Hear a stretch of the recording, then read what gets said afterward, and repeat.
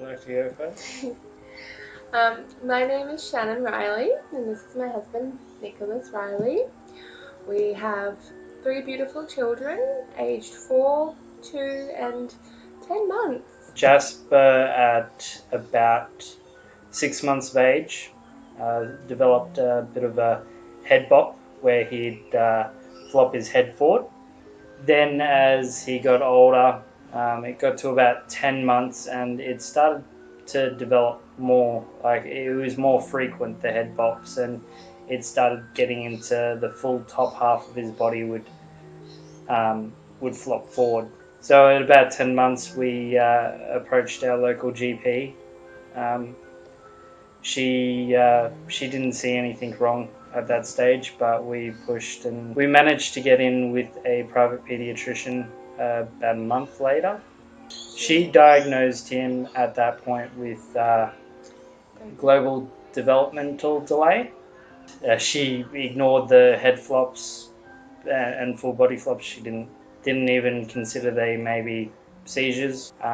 We managed to get a video recording.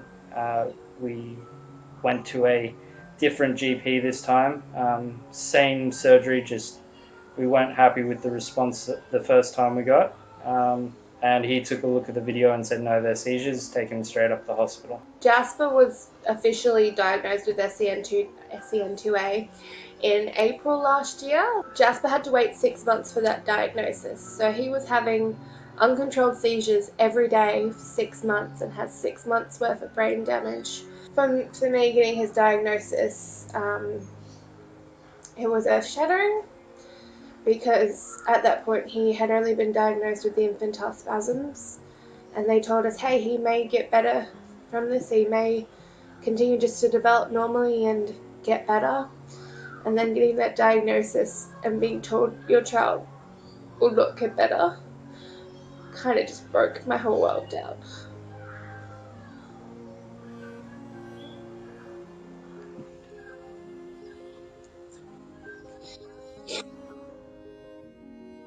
If you say, my child has cancer, someone goes, oh my god, no, because they understand what cancer is.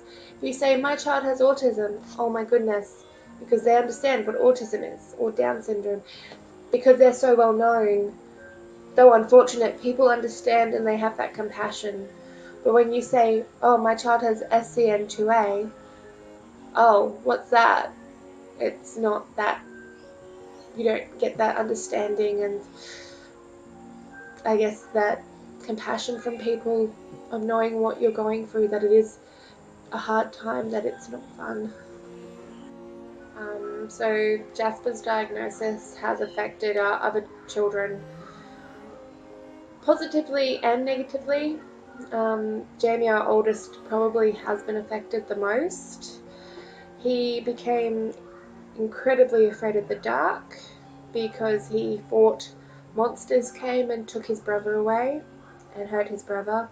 He also has some resentment towards Jasper sometimes because of his condition, because Jasper does require more attention, he does require that extra care, and I think Jamie felt pushed to the curb for a little bit. Willow doesn't really notice Jasper's condition. She just plays with him and annoys him and acts like a beautiful little baby girl with him, and that relationship is pure love. If we had to go through it all again, it would have been to go with our gut, get a second opinion. If we didn't agree with the first one, go for a second one, go for a third one. It can't be said enough. A parent knows their child. Their children, no adult's going to listen to them unless you push that they need to be heard. We were in a position where Jasper couldn't talk for himself, so we had to push. If we didn't push, nothing could have got done.